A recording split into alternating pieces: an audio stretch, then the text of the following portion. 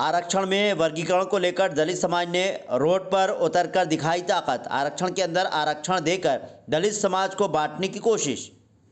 महामहिम राष्ट्रपति को भेजा ज्ञापन।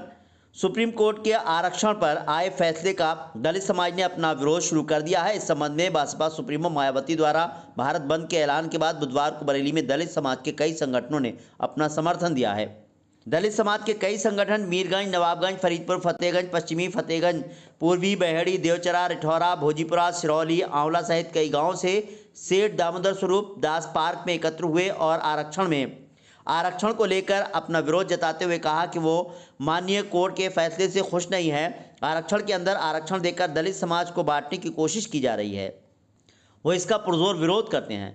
भाजपा नेता रणवीर सिंह ने कहा कि माननीय सुप्रीम कोर्ट के आए फैसले पर दलित समाज के लोगों में नाराजगी है। समाज नहीं चाहता कि उनके आरक्षण में आरक्षण का वर्गीकरण किया जाए। भारतीय बौद्ध महासभा के संरक्षक ठाकुर दास प्रेमी ने कहा कि संविधान ने आरक्षण में जो व्यवस्था दी है वो भी कायम रहे। माननीय सुप्रीम कोर्ट ने जो भी फैसला दिया है वो समाज को कतई मंजूर नहीं है। भीम आर्मी ने भी भारत बंद को दिया समर्थन। बरेली में सुप्रीम कोर्ट के फैसले के विरोध में जहां कई दलित संगठन साथ में हैं, तो भीम आर्मी के कार्यकर्ताओं ने विरोध में अपना समर्थन दिया। आज़ाद समाज पार्टी और भीम आर्मी के नेता विकास बाबू अपने तमाम समर्थकों के साथ विरोध में सेठ दामोदर दास पार्क में पहुंचे। बड़ी संख्या में पुलिस बल तैनात रहा। सुप्रीम कोर्ट के फैसले के विरोध में भारत बंद के भाजपा के ऐलान के बाद तमाम दलित संगठन, जिसमें भारतीय बौद्ध महासभा, आज़ाद समाज पार्टी, काशीराम, भीम आर्मी, भारत रत्न बोधिसत्व बाबा साहब डॉक्टर भीमराव अंबेडकर जन्मोत्सव समारोह समिति सहित कई संगठन सेठ दामोदर दास पार्क में इकट्ठे हुए। वहीं सुरक्षा के मद्देनजर बड़ी संख्या में पुलिस बल तैनात किया गया। बल्ली दर्पण। ये सुप्रीम कोर्ट ने 1 अगस्त को ये फैसला किया है आरक्षण के मामले में। उसमें सुप्रीम कोर्ट ने कहा है कि SC/ST का जो आरक्षण है इसमें वर्गीकरण होना चाहिए और साथ ही साथ में क्रीमी लेयर का भी काम होना चाहिए उसमें। तो आज हम इसके विरोध में भीम आर्मी आज़ाद समाज पार्टी के सभी लोग एकत्रित हुए और हमने धरना दिया। हर जिला मुख्यालय पर हमने धरना दिया, बरेली में धरना दिया हमने। और हमारी मांग ये है कि सरकार को तुरंत इस जो फैसला है इस पर रोक लगाई जानी चाहिए। साथ ही साथ में जो आरक्षण का जो विषय है इसको संविधान की 9वीं अनुसूची में इसको डालना चाहिए, ताकि कोई भी कोर्ट इस पर किसी तरह का कोई इस तरह का फैसला, मनमाना फैसला ना दे पाए। साथ ही साथ में हमारी मांग है कि जल्द से जल्द देश के अंदर जातिगत जनगणना कराई जाए, ताकि हमारे समाज की यह जाति के अनुसार क्या स्थिति है उसका पता लगाया जा सके। अगस्त 2024 को सुप्रीम कोर्ट का एक फैसला है और उस फैसले में अनुसूचित जाति जनजाति के लिए क्रीमी लेयर के बारे में और उसमें क्रीमी लेयर के साथ साथ उन्होंने कहा कि अनुसूचित जाति में और जनजाति में उप वर्गीकरण किया जाए। जो उप वर्गीकरण करना या क्रीमी लेयर का बताना ये संवैधानिक रूप से गलत है। इसलिए हम सभी लोग यहाँ पर तमाम संगठन के लोग प्रोटेस्ट करने के लिए कि यह जो क्रीमी लेयर का है और जो यह है कोटे में कोटा, जिसे आरक्षण कह रहे हैं, वैसे आरक्षण शब्द नहीं है, सबका रिप्रेजेंटेटिव है। तो रिप्रेजेंटेटिव में सब रिप्रेजेंटेटिव करना ये गलत है, उप वर्गीकरण करना ये गलत है। पहले से ही इस देश में इन जातियों को 6743 जातियों में बांट दिया है और यह सरकार इन जातियों को फिर से बांट करके इनको आपस में लड़ाना चाहिए। दरअसल ये सुप्रीम कोर्ट का फैसला है, तो क्या इसमें लगता है कि सरकार का भी कहीं ना कहीं माननीय सुप्रीम कोर्ट का ये फैसला है। हम माननीय सुप्रीम कोर्ट के फैसले पे कुछ नहीं बोलेंगे, लेकिन माननीय सुप्रीम कोर्ट का फैसला जो आया है वो हमारे लिए, हमारे समाज के लिए, अनुसूचित जाति के लिए, अनुसूचित जनजाति के लिए ये गलत है। गलत कैसे है? हम चाहते हैं कि हम ये मानते हैं कि कोई न कोई उसमें से तमाम ऐसे वर्ग हैं, तमाम ऐसी जातियाँ हैं जो बहुत कमज़ोर हैं, उनका प्रबंध होना चाहिए।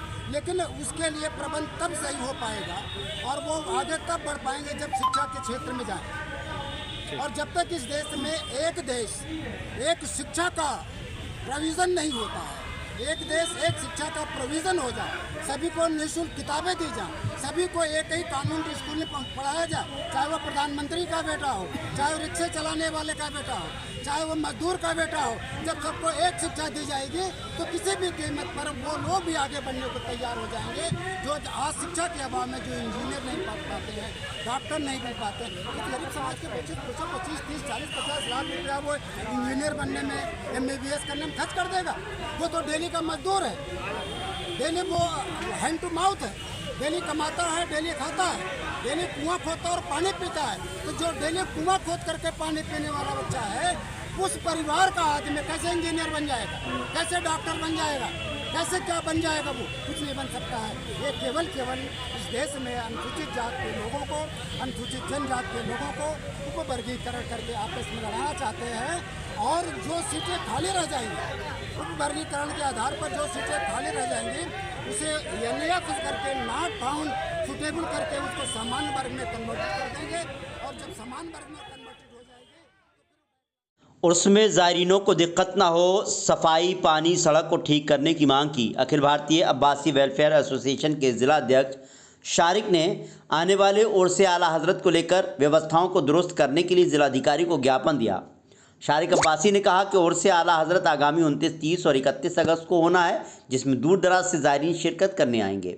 ज्ञापन के माध्यम से जिलाधिकारी से शारिक अब्बासी ने मांग की है कि स्वच्छता और साफ सफाई की व्यवस्था सुनिश्चित की जाए, बिजली और पानी सुचारू रूप से मिलता रहे, चिकित्सा सुविधा सुनिश्चित की जाए और सुरक्षा व्यवस्था सुनिश्चित की जाए ताकि ज़ायरीनों को किसी भी तरह का कोई दिक्कत का सामना ना करना पड़े। बरली दर्पण के लिए ब्यूरो रिपोर्ट। मामला ये है, जिला अधिकारी जी को आज ज्ञापन देने आए हैं। हमारी मांग ये है, दरगाह आला हज़रत 106वां उर्स है, इसमें 40 से 50 लाख की जो है लोग आते हैं, पूरे हिंदुस्तान, पूरे वर्ल्ड से लोग आते हैं।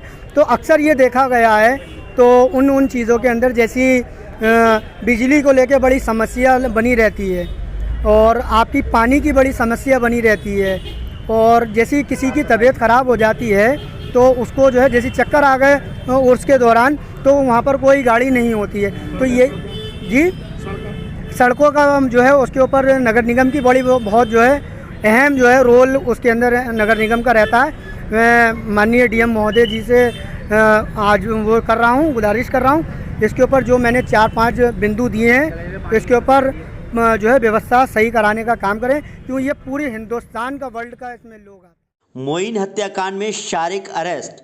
मीरगंज में शनिवार रात को हुई 20 साल के मोइन की हत्या का पुलिस ने खुलासा कर दिया। पुलिस ने मुख्य आरोपी शारिक उर्फ छोटू को अरेस्ट कर लिया, जिसके पास से हत्या में प्रयुक्त चाकू भी बरामद किया गया है। इस घटना में 3 अन्य युवक फरार हैं। SP दक्षिण मानुष पारिक ने बताया कि फरार अन्य आरोपियों की पुलिस तलाश कर रही है। बरेली के मीरगंज थाना क्षेत्र के रैया नगला गांव निवासी मोइन उर्फ मोहसिन 20 साल पुत्र आबिद अली का शनिवार सुबह अपनी परिवार के रिश्ते में चचेरे भाइयों से विवाद हुआ था। मोइन दिल्ली में नौकरी करता था, जहां उसका निकाह तय हो चुका था। मोइन परिवार की एक युवती से बात करता था। इस युवती के चचेरे भाई और सगे भाइयों को पता चल गया। शनिवार रात मोइन खाना खाकर घर से टहलने निकला था, तभी रिश्ते के चचेरे भाई शारिक और छोटू ने अपने भाइयों के साथ पकड़ लिया, जहां उसे खेत में ले जाकर पीटा, आंखों में मिर्च डाल दी, फिर गला रेत दिया। इस घटना में सैफ अली, अरशद अली और इशरत उर्फ बब्बू भी नामजद हैं। 4 आरोपियों ने पहले मोइन खां की आंखों में मिर्च पाउडर डाला, उसके बाद वो भागने लगा, जहां मोइन को ज़मीन पर गिरा लिया, जिसके बाद चारों आरोपियों ने मोइन का गला लेत दिया। पुलिस को शव के पास मिर्च पाउडर भी मिला, जहां ज़मीन पर दलदल के निशान मिले हैं। पुलिस मान रही है कि मोइन ने बचाव का प्रयास किया होगा, लेकिन कातिलों ने उसे भागने का मौका नहीं दिया, गला भी बेरहमी से रेत दिया। पकड़े गए शारिक ने बताया कि मोइन मेरी बहन से बात करता था, कई बार उसे समझाने का प्रयास किया, वो पीछा छोड़ दे, लेकिन समझाने के बाद भी नहीं माना। एक दिन उसे बहन से बात करते हुए देख लिया, तभी ठान लिया था कि मोइन को निपटाना है। आरोपी शारिक ने पूछताछ में पुलिस को बताया कि कोई मेरी बहन की तरफ नज़र उठाकर देखे, ये बर्दाश्त नहीं था, परिवार की इज्जत के लिए ही मोइन की हत्या की है। बरली दर्पण के लिए ब्यूरो।